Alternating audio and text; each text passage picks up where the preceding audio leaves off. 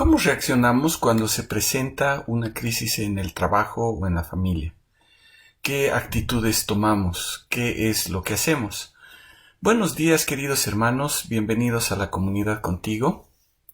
Vamos a comenzar una nueva serie de devocionales que hablan acerca de la necesidad de la iglesia. Pero primero vamos a orar. Padre amado, te damos gracias por este tiempo que tú nos das. Gracias, Padre, porque podemos abrir tu palabra y ver lo que tú tienes para nosotros en ella. Te pedimos que tú nos guíes en este tiempo, Padre amado. En el nombre de tu Hijo amado. Amén. ¿Qué hacemos cuando en nuestro camino se presenta un punto de quiebre? ¿Qué hacemos cuando tenemos que tomar una decisión que va a afectar el curso de lo que estamos haciendo? En la historia de la formación de la iglesia, en Hechos 6, vemos un punto de quiebre. Los apóstoles debían tomar una decisión para ver el rumbo que la iglesia tenía que tomar. Tenían que llevar a la iglesia por el camino que el Señor estaba guiando, respondiendo a quejas y susceptibilidades, pero sobre todo respondiendo a las necesidades de la iglesia. Y siempre tenían que estar guiados por la sabiduría del Señor, a través de lo que el Espíritu Santo les mostraba. Entonces leamos Hechos 6 del 1 al 7. Dice así: por aquellos días, al multiplicarse el número de los discípulos, surgió una queja de parte de los judíos helenistas en contra de los judíos nativos, porque sus viudas eran desatendidas en la distribución diaria de los alimentos. Entonces los 12 convocaron a la congregación de los discípulos y dijeron: no es conveniente que nosotros descuidemos la palabra de Dios para servir mesas. Por tanto, hermanos, escojan de entre ustedes 7 hombres de buena reputación, llenos del Espíritu Santo y de sabiduría, a quienes podamos encargar esta tarea. Y nosotros nos entregaremos a la oración y al ministerio de la palabra. Lo propuesto tuvo la aprobación de toda la congregación y escogieron a Estebas, un hombre lleno de fe y del Espíritu Santo, y a Felipe, a Prócoro, a Nicanor, a Timón, a Parmeneas y a Nicolás, un prosélito de Antioquía. A estos los presentaron ante los apóstoles y después de orar pusieron sus manos sobre ellos. Y la palabra de Dios crecía y el número de los discípulos se multiplicaba en gran manera en Jerusalén, y muchos de los sacerdotes obedecían la fe. En el relato vemos que la iglesia creció mucho. Como dice en el versículo 1, el número de los discípulos se multiplicó. Con el crecimiento también se presentaron más problemas. Dice el pasaje que surgió una queja. Lucas lo que quiere hacer es mostrar que la iglesia estaba en un punto de quiebre. Era un momento en el que se tenían que tomar decisiones, porque la iglesia podía desviar su camino. Los hermanos podían descuidar aspectos vitales de la vida de la iglesia, las necesidades que tiene la iglesia. Entonces, ¿cuál fue la decisión que tomaron los apóstoles? A través de la sabiduría de Dios actuaron para evitar que uno de los aspectos no afecte al otro. La iglesia tiene necesidades. Y es hermoso ver a través de este pasaje esas necesidades que tiene la iglesia. Y vamos a ver cuáles son. Primero, los apóstoles entendían que había una necesidad material, una necesidad física. También entendían que había una necesidad espiritual. La vida de la iglesia no podía continuar sin el estudio de la palabra. No era justo que los apóstoles dejaran de lado la palabra de Dios y la oración. Y tercero, es importante ver que toda la congregación debería formar parte de la solución para que la obra de Dios siga adelante. La congregación tiene una responsabilidad. Es necesario saber que la iglesia tiene una responsabilidad para poder suplir las otras necesidades. Los líderes de la iglesia no podían enfocarse en todo. El Señor los puso para enseñar la palabra y para orar, pero también para poder guiar a la iglesia a responder todas las necesidades. Y ahí están las necesidades materiales y la necesidad de que la iglesia funcione como cuerpo. Entonces, ¿cuáles son las necesidades de la iglesia? Primero tenemos la necesidad física o material. Dice que la iglesia estaba creciendo y el número de las personas que necesitan ayuda material se multiplicó. Y la iglesia no era ajena a la necesidad física que tenían las personas. Eran necesidades inmediatas, que debían ser cubiertas en el momento. No podían esperar. El hambre nunca espera. El problema no era que la iglesia no tenía para responder a las necesidades. La iglesia tenía lo suficiente para repartir a todos según la necesidad que tenían.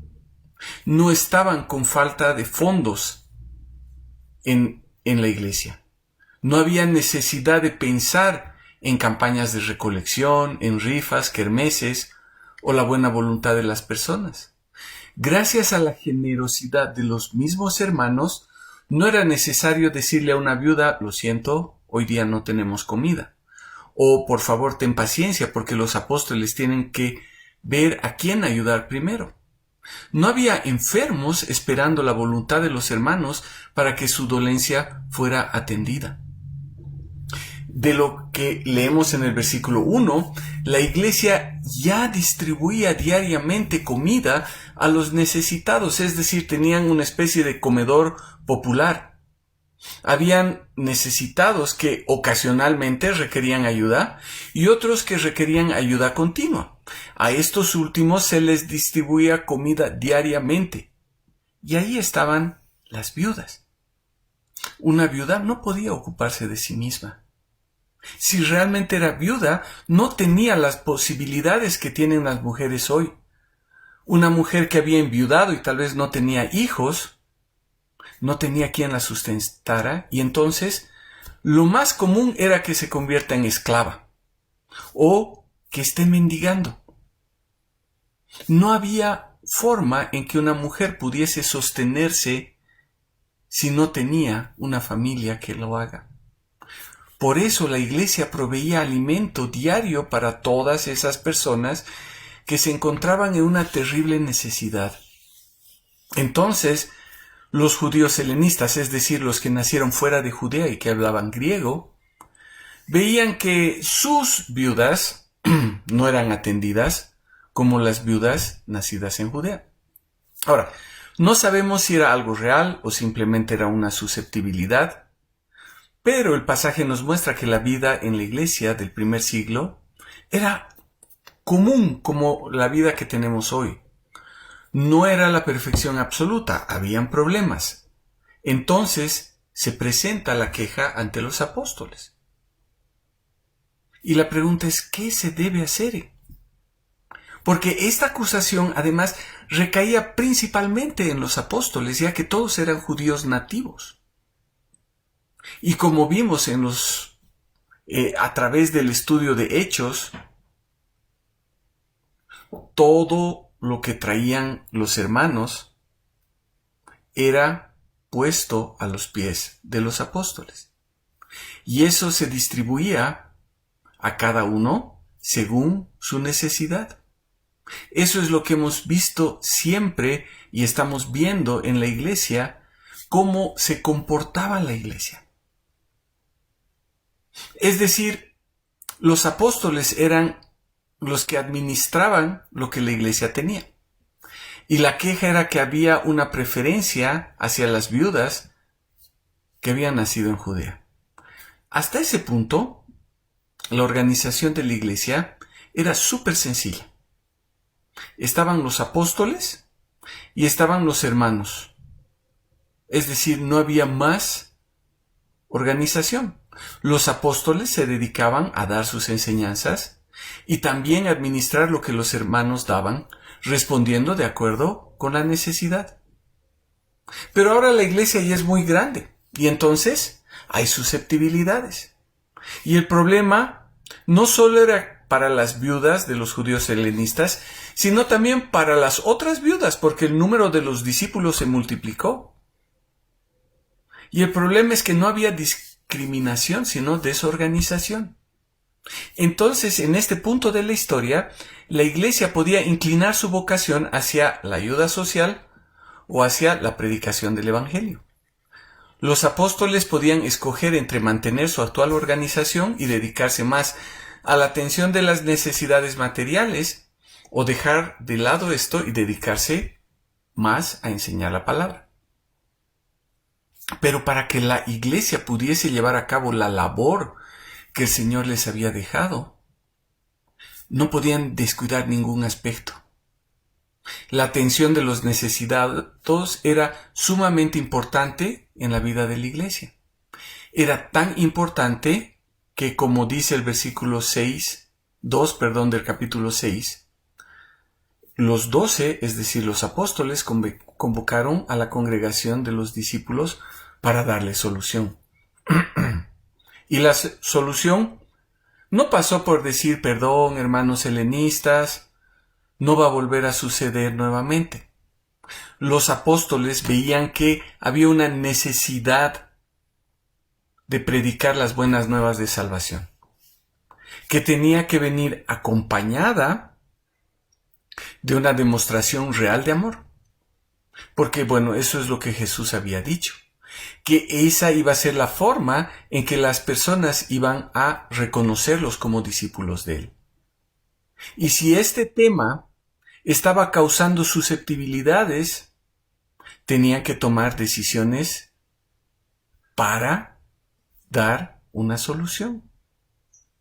El ejemplo que tenemos de la iglesia que había mencionado anteriormente, en Hechos 2 del 42 al 45, era increíble. Porque la iglesia no solo vivía de estudios bíblicos o tiempos de oración, sino que estaba involucrado en relaciones de amistad, en relaciones de comunión, a través de las cuales los hermanos veían la necesidad de los demás. La vida de la iglesia era una vida que integraba el conocimiento, es decir, la teoría, y la práctica, es decir, viviendo lo que estaban aprendiendo. Estudiaban del amor de Dios y entendían perfectamente lo que significaba el amor del Padre hacia nosotros, que envió a Jesús para darnos vida eterna, y ese amor lo ponían en práctica cuando estaban amando a sus hermanos, sirviéndoles en comunión y proveyendo para sus necesidades materiales. Entonces, la necesidad física estaba presente y era una necesidad real. Y saben, esa necesidad sigue presente en el día de hoy. Como iglesia debemos preocuparnos de esa necesidad material de los hermanos. Es hermoso tener una iglesia que se preocupa por dar alimento espiritual a través de la palabra. Pero también es igual de hermoso tener una iglesia que se preocupa por la necesidad física de las personas. Ahora, ¿cómo nos enteramos de esta necesidad física? Cuando estamos en una relación con nuestros hermanos. Cuando conocemos a nuestros hermanos de una forma personal. Y entonces podemos hablar de las necesidades que tienen. Tal vez ahora no tenemos un comedor donde damos alimento a las viudas, pero podemos servir a nuestros hermanos, llevando alimentos a la canasta de amor. Viendo que si tal vez alguien no tiene, podamos comprarle. Y es por eso que los 12 convocaron a la congregación de los discípulos para dar solución a estos problemas. Es por eso que los ancianos de la iglesia no pueden estar ocupados todo el tiempo en ver a quién le falta, si no son la congregación los ojos de la iglesia para poder ver dónde hay necesidad. Realmente los ancianos necesitaríamos una bola de cristal para saber qué es lo que está sucediendo, o tendríamos que consumir todo nuestro tiempo viendo a cada una de las personas para ver si tienen necesidad. Y hermanos, si los apóstoles se dedicaban toda su fuerza a cumplir las necesidades físicas y materiales, descuidarían la palabra de Dios y la oración. Entonces, dejarían de suplir la segunda necesidad que tiene la iglesia. Y de esa necesidad hablaremos el próximo miércoles. Vamos a orar. Padre amado, te damos gracias por tu palabra. Gracias, Señor, porque tú nos muestras a través de ella que como iglesia, como hermanos, tenemos que velar por el bienestar de nuestros hermanos, por esas necesidades físicas, esas necesidades materiales, Señor. Y te pedimos, Padre amado, que tú nos ayudes a ser esos ojos que están mirando, que tal vez hay hermanos que están pasando necesidad. Te pedimos, Señor, que tú nos ayudes a poder ver esto y que nos ayudes a ser parte de todo esto, que nos ayudes a ser parte de servir las mesas, de proveer para los hermanos, de tal vez comprometernos a repartir comida, a repartir víveres. Señor, ayúdanos. Haz que como iglesia podamos ser realmente un cuerpo que está velando por las necesidades. Te damos gracias, Padre, en el nombre de tu Hijo amado. Amén. Hermanos, que el Señor les bendiga, que tengan una linda semana y nos vemos el próximo miércoles.